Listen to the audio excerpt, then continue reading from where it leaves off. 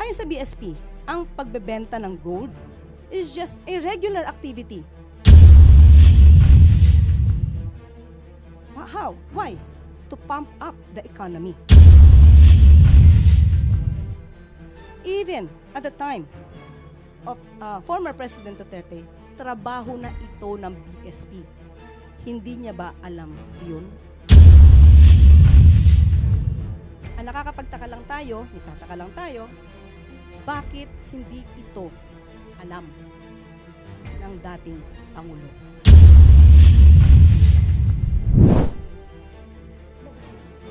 Okay, this is a statement of BSP. The country's gross international reserves, or GIR, including gold, are held and managed solely by the BSP for the foreign exchange requirements of the country. When BSP sells gold, the proceeds revert to and stay within the GIR. Last year, GIR rose to $106.3 billion from $103.8 in 2023. Similar to other central banks, BSP maintains a portion of its reserves in gold as part of the country's GIR, mostly to hedge against offset movements in the market price of other assets. It buys or sells gold to maintain an optimum level for this purpose. Not too big, not too small. Gold prices tend to move in the opposite direction of other assets. Therefore, central banks hold some gold as a hedge against huge declines in other assets in the reserves. However, gold prices can be volatile, earns little interest, and has storage costs. So central banks don't want to hold too much. So yan po ang statement ng BSP. At handa na po tayong sumagot sa inyong mga katanungan. We're now opening floors for questions from our Malacanang media friends.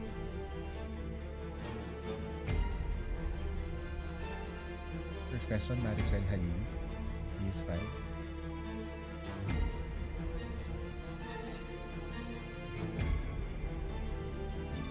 Ma'am, so just a clarification. So ibig sabihin, hands-off si Presidente doon sa gold reserves kasi PRRD mentioned or is accusing the Marcos family of stealing and selling the country's gold. Just so it's clear.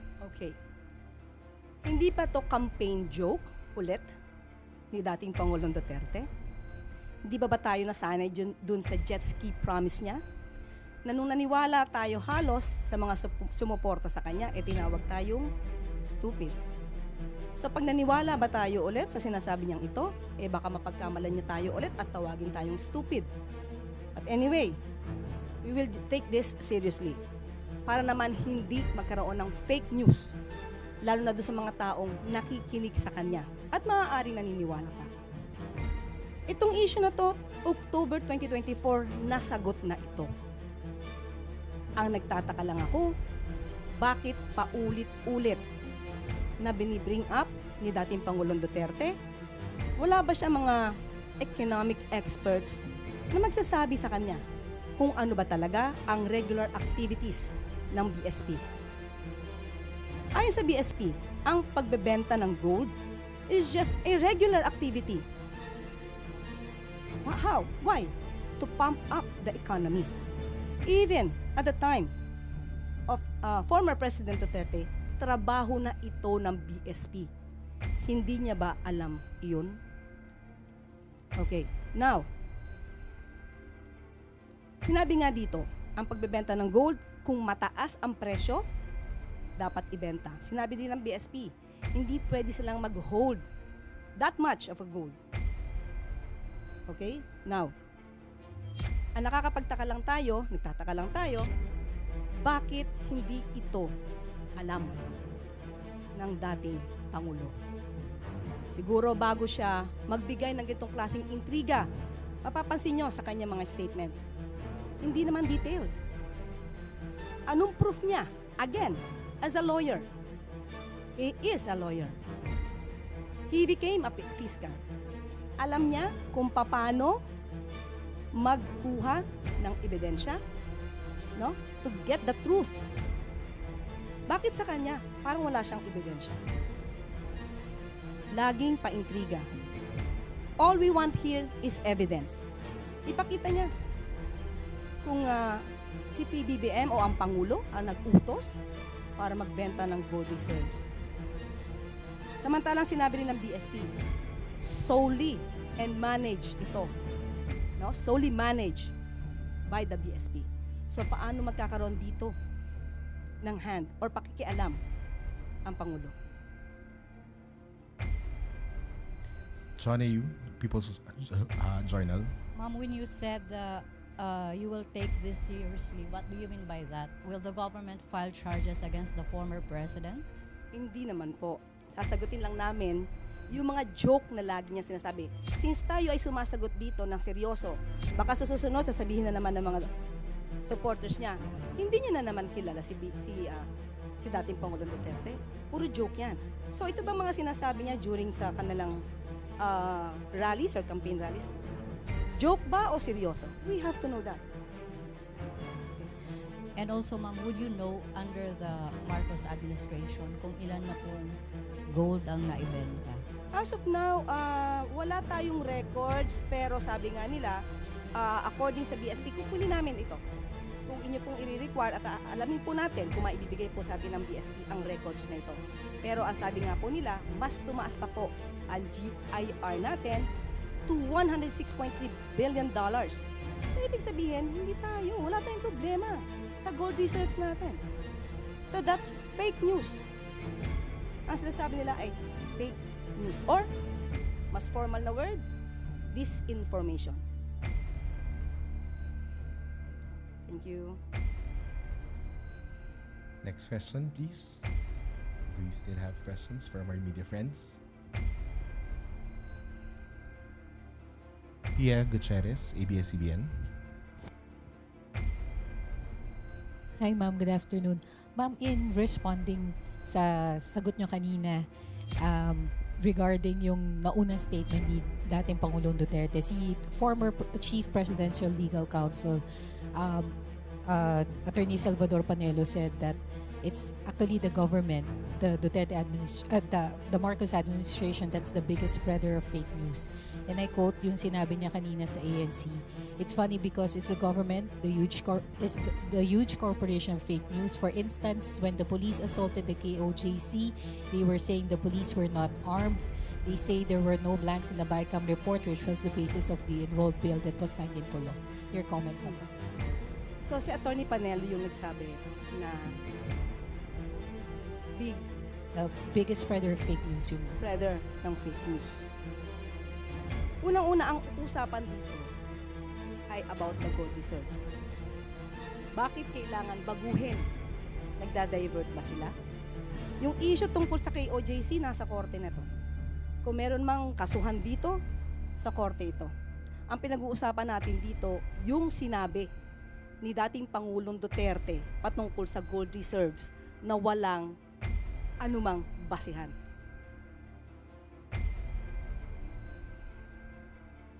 Thank you, Yusek.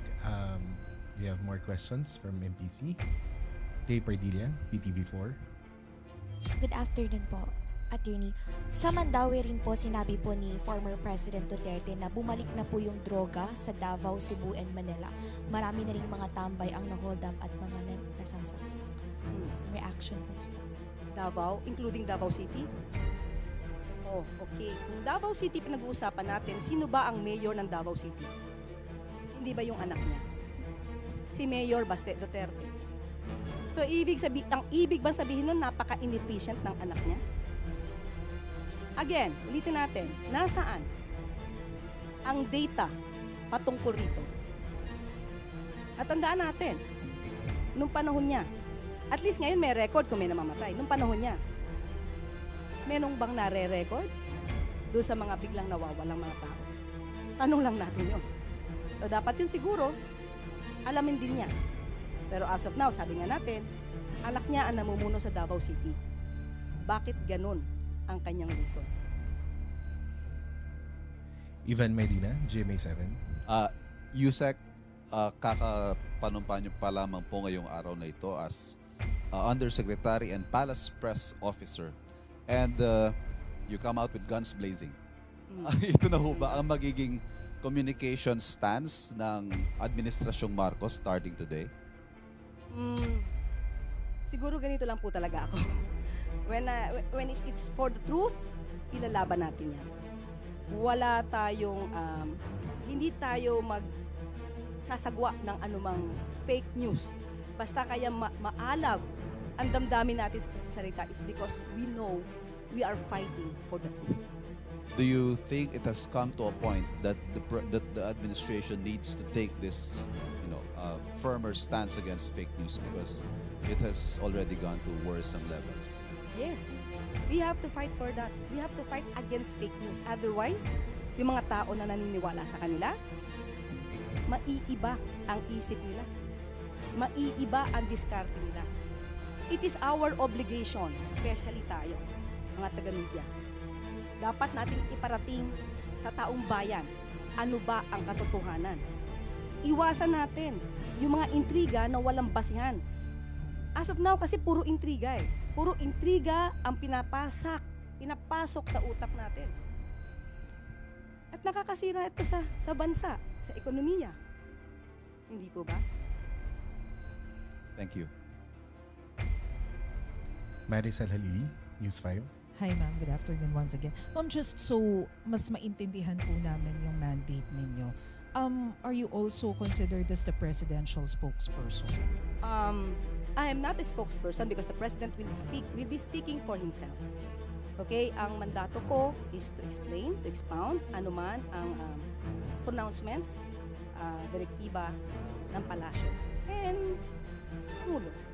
But I will not consider myself as a spokesperson. Ano po ba ang difference ng press officer sa spokesperson and press brief? Okay. May mga pagkakataon po kasi na kapag magkakaroon po kasi, if I'm not mistaken, magkakaroon mismo ang Pangulo ng once a month na press con. So, siya po talaga yung, kung ano man yung kanya naisabihin, sa kanya po manggagaling. Ako is more on the pag-explain, pag-expound, at kung may konting gap, doon tayo papasok. Ma'am, sorry, but of course, whatever you tell us in press briefings would have to have the authority of the president. Of course. Yes, sir. Thank you. Babasahin ko. Ako magbasa. Okay. This is a statement of BSP. The country's gross international reserves, or GIR, including gold, are held and managed solely by the BSP for the foreign exchange requirements of the country. When BSP sells gold, the proceeds revert to and stay within the GIR.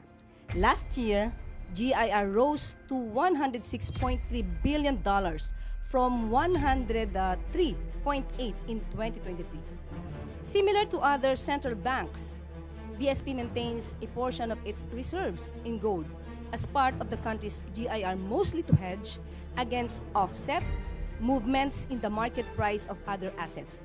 It buys or sells gold to maintain an optimum level for this purpose. Not too big, not too small. Gold prices tend to move in the opposite direction of other assets. Therefore, central banks hold some gold as a hedge against huge declines in other assets in the reserves. However, gold prices can be volatile, earns little interest, and has storage costs. So central banks don't want to hold too much. So yan po ang statement ng BSP. At handa na po tayong sumagot sa inyong mga katanungan. We're now opening floors for questions from our Malacanang media friends.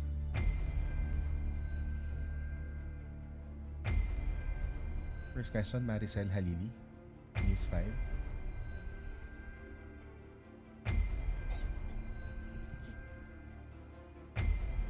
Ma'am, so just a clarification. So ibig sabihin, hands-off si Presidente doon sa gold reserves kasi PRRD mentioned or is accusing the Marcos family of stealing and selling the country's gold. Just so it's clear. Okay. Hindi pa to campaign joke ulit ni dating Pangulong Duterte? Hindi ba tayo nasanay dun sa jet ski promise niya? Na nung naniwala tayo halos sa mga sumuporta sa kanya, tinawag tayong stupid.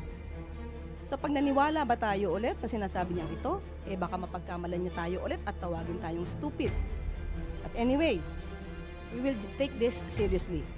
para naman hindi magkaroon ng fake news, lalo na doon sa mga taong nakikinig sa kanya at maaaring naniniwala pa. Itong issue na to, October 2024, nasagot na ito. Ang nagtataka lang ako, bakit paulit-ulit na binibring up ni dating Pangulong Duterte? Wala ba siya mga economic experts na magsasabi sa kanya kung ano ba talaga ang regular activities ng BSP? Ayon sa BSP, ang pagbebenta ng gold is just a regular activity. How? Why? To pump up the economy. Even at the time of former President Duterte, trabaho na ito ng BSP. Hindi niya ba alam iyon? Okay, now, sinabi nga dito, ang pagbebenta ng gold, kung mataas ang presyo, dapat ibenta. Sinabi din ng BSP, hindi pwede silang mag-hold that much of a gold. Okay? Now, ang nagtataka lang tayo, bakit hindi ito alam ng dating Pangulo? Siguro bago siya magbigay ng itong klaseng intriga, mapapansin nyo sa kanyang mga statements, hindi naman detailed. Anong proof niya? Again, as a lawyer. He is a lawyer. He became a fiscal. Alam niya kung paano magkuha ng ebidensya, no? To get the truth. Bakit sa kanya parang wala siyang ebidensya? Laging paintriga. All we want here is evidence. Ipakita niya kung si PBBM o ang Pangulo ang nag-utos para magbenta ng gold reserves. Samantalang sinabi rin ng BSP, solely and manage ito. No? Solely managed by the BSP. So paano magkakaroon dito ng hand or pakikialam ang Pangulo? Johnny Yu, People's Journal. Ma'am, when you said you will take this seriously, what do you mean by that? Will the government file charges against the former president? Hindi naman po. Sasagutin lang namin yung mga joke na lagi niya sinasabi. Since tayo ay sumasagot dito ng seryoso, baka sa susunod sasabihin na naman ng mga supporters niya, hindi niya na naman kilala si dating Pangulong Duterte. Puro joke yan. So ito ba mga sinasabi niya during sa kanilang rallies or campaign rallies? Joke ba o seryoso? We have to know that. And also, ma'am, would you know under the Marcos administration kung ilan na pong gold ang naibenta? As of now, wala tayong records, pero sabi nga nila, according sa BSP, kukunin namin ito. Kung inyo pong i-require at alamin po natin kung maibibigay po sa atin ng BSP ang records na ito. Pero ang sabi nga po nila, mas tumaas pa po ang GIR natin to $106.3 billion. So ibig sabihin, hindi tayo, wala tayong problema sa gold reserves natin. So that's fake news. Ang sinasabi nila ay fake news or mas formal na word, disinformation. Thank you. Next question, please. Do we still have questions from our media friends? Pia Gutierrez, ABS-CBN. Hi ma'am, good afternoon. Ma'am, in responding sa sagot nyo kanina regarding yung naunang statement ni dating Pangulong Duterte, si former Chief Presidential Legal Counsel Attorney Salvador Panelo said that it's actually the government, the Duterte the Marcos administration that's the biggest spreader of fake news. And I quote yung sinabi niya kanina sa ANC. It's funny because it's the government, the huge corporation of fake news. For instance, when the police assaulted the KOJC, they were saying the police were not armed. They say there were no blanks in the BICAM report, which was the basis of the enrolled bill that was signed into law. Your comment, ma'am. So si Attorney Panelo yung nagsabi na The biggest spreader of fake news yung spreader ng fake news. Unang-una, ang usapan dito ay about the gold reserves. Bakit kailangan baguhin Nagda-divert ba sila? Yung issue tungkol sa KOJC, nasa korte na to. Kung meron mang kasuhan dito, sa korte ito. Ang pinag-uusapan natin dito, yung sinabi ni dating Pangulong Duterte patungkol sa gold reserves na walang anumang basihan.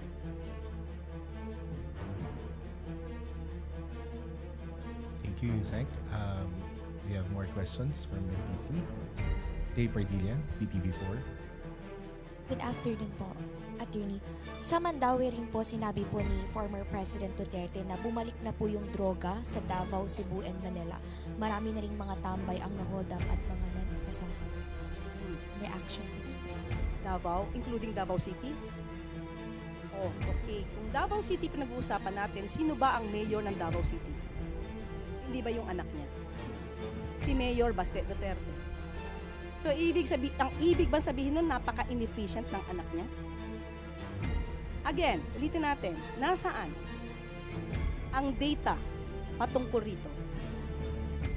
At tandaan natin, nung panahon niya, at least ngayon may record kung may namamatay, nung panahon niya, merong bang nare-record doon sa mga biglang nawawalang mga tao? Tanong lang natin yon. So, dapat yun siguro, alamin din niya. Pero as of now, sabi nga natin, anak niya ang namumuno sa Davao City. Bakit ganun ang kanyang lungsod? Ivan Medina, GMA7. USEC, kakapanumpa niyo pa lamang po ngayong araw na ito as Undersecretary and Palace Press Officer. And you come out with guns blazing. Ito na ho ba ang magiging communication stance ng Administrasyong Marcos starting today? Siguro ganito lang po talaga ako. When it's for the truth, ilalaban natin yan. Wala tayong, hindi tayo magsasagwa ng anumang fake news. Basta kaya maalab ang damdamin natin sa salita is because we know we are fighting for the truth.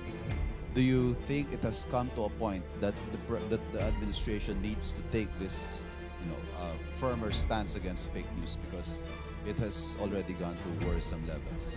Yes, we have to fight for that. We have to fight against fake news. Otherwise, yung mga tao na naniniwala sa kanila, maiiba ang isip nila.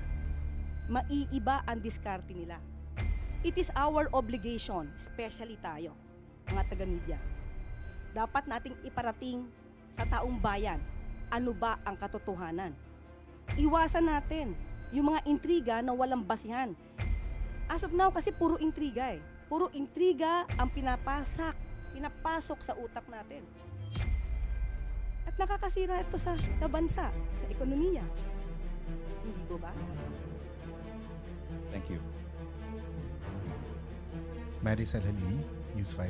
Hi ma'am, good afternoon once again. Ma'am, just so mas maintindihan po namin yung mandate ninyo, are you also considered as the presidential spokesperson?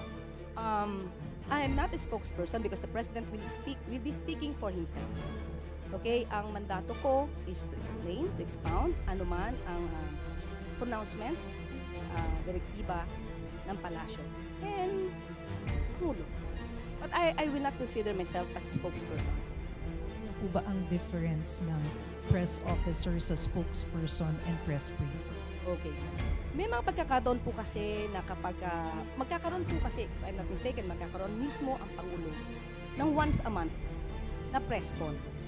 So, siya po talaga yung, kung ano man yung kanya naisabihin, sa kanya po manggagaling. Ako is more on the pag-explain, pag-expound, at kung may konting gap, doon tayo papasok. Ma'am, sorry, but of course, whatever you tell us in press briefings would have to have the authority of the president. Of course. Yes, sir. Thank you. Okay. This is a statement of BSP. The country's gross international reserves, or GIR, including gold, are held and managed solely by the BSP for the foreign exchange requirements of the country. When BSP sells gold, the proceeds revert to and stay within the GIR. Last year, GIR rose to $106.3 billion from $103.8 in 2023. Similar to other central banks, BSP maintains a portion of its reserves in gold as part of the country's GIR, mostly to hedge against offset movements in the market price of other assets. It buys or sells gold to maintain an optimum level for this purpose. Not too big, not too small. Gold prices tend to move in the opposite direction of other assets. Therefore, central banks hold some gold as a hedge against huge declines in other assets in the reserves. However, gold prices can be volatile, earns little interest, and has storage costs. So central banks don't want to hold too much. So yan po ang statement ng BSP. At handa na po tayong sumagot sa inyong mga katanungan. We're now opening floors for questions from our Malacanang media friends.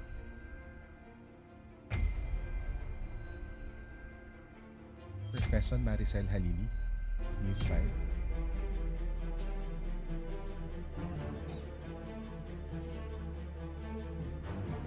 Ma'am, so just a clarification. So ibig sabihin, hands off si Presidente doon sa gold reserves kasi PRRD mentioned or is accusing the Marcos family of stealing and selling the country's gold. Just so it's clear. Okay. Hindi pa to campaign joke ulit ni dating Pangulong Duterte? Hindi ba tayo nasanay dun sa jet ski promise niya? Na nung naniwala tayo halos sa mga sumuporta sa kanya, tinawag tayong stupid. So pag naniwala ba tayo ulit sa sinasabi niyang ito, baka mapagkamalan niya tayo ulit at tawagin tayong stupid. But anyway, we will take this seriously para naman hindi magkaroon ng fake news, lalo na doon sa mga taong nakikinig sa kanya at maaaring naniniwala pa. Itong issue na to, October 2024, nasagot na ito. Ang nagtataka lang ako, bakit paulit-ulit na binibring up ni dating Pangulong Duterte? Wala ba siya mga economic experts na magsasabi sa kanya kung ano ba talaga ang regular activities ng BSP? Ayon sa BSP, ang pagbebenta ng gold is just a regular activity. How? Why? To pump up the economy. Even at the time of former President Duterte, trabaho na ito ng BSP. Hindi niya ba alam iyon? Okay, now, sinabi nga dito, ang pagbebenta ng gold, kung mataas ang presyo, dapat ibenta. Sinabi din ng BSP, hindi pwede silang mag-hold that much of a gold. Okay, now, ang nagtataka lang tayo, bakit hindi ito alam ng dating Pangulo?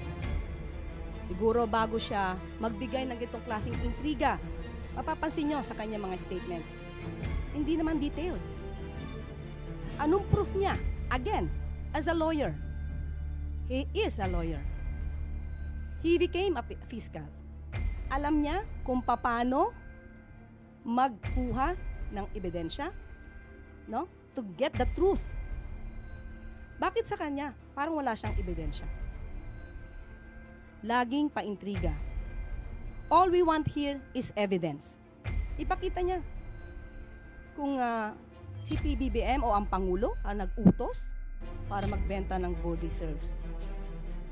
Samantalang sinabi rin ng BSP, solely and manage ito. No? Solely managed by the BSP. So paano magkakaroon dito ng hand or pakikialam ang Pangulo? John A.U., People's Journal. Ma'am, when you said you will take this seriously, what do you mean by that? Will the government file charges against the former president? Hindi naman po. Sasagutin lang namin yung mga joke na lagi niya sinasabi. Since tayo ay sumasagot dito ng seryoso, baka sa susunod sasabihin na naman ng mga supporters niya, hindi niya na naman kilala si dating Pangulong Duterte. Puro joke yan. So ito ba mga sinasabi niya during sa kanilang rallies or campaign rallies? Joke ba o seryoso? We have to know that. And also, ma'am, would you know under the Marcos administration kung ilan na pong gold ang naibenta? As of now, wala tayong records, pero sabi nga nila, according sa BSP, kukunin namin ito. Kung inyo pong i-require at alamin po natin kung maibibigay po sa atin ng BSP ang records na ito. Pero ang sabi nga po nila, mas tumaas pa po ang GIR natin to $106.3 billion. So ibig sabihin, hindi tayo, wala tayong problema sa gold reserves natin. So that's fake news. Ang sinasabi nila ay fake news or mas formal na word, disinformation. Thank you. Next question, please. Do we still have questions from our media friends? Pia Gutierrez, ABS-CBN. Hi ma'am, good afternoon. Ma'am, in responding sa sagot nyo kanina regarding yung naunang statement ni dating Pangulong Duterte, si former Chief Presidential Legal Counsel Attorney Salvador Panelo said that it's actually the government, the Duterte the Marcos administration that's the biggest spreader of fake news. And I quote yung sinabi niya kanina sa ANC. It's funny because it's the government, the huge corporation of fake news. For instance, when the police assaulted the KOJC, they were saying the police were not armed. They say there were no blanks in the BICAM report, which was the basis of the enrolled bill that was signed into law. Your comment lang po. So si Attorney Panelo yung nagsabi na Biggest spreader of fake news yun. spreader ng fake news. Unang-una, ang usapan dito ay about the gold reserves. Bakit kailangan baguhin? Nagda-divert ba sila? Yung issue tungkol sa KOJC, nasa korte na to. Kung meron mang kasuhan dito, sa korte ito. Ang pinag-uusapan natin dito, yung sinabi ni dating Pangulong Duterte patungkol sa gold reserves na walang anumang basihan.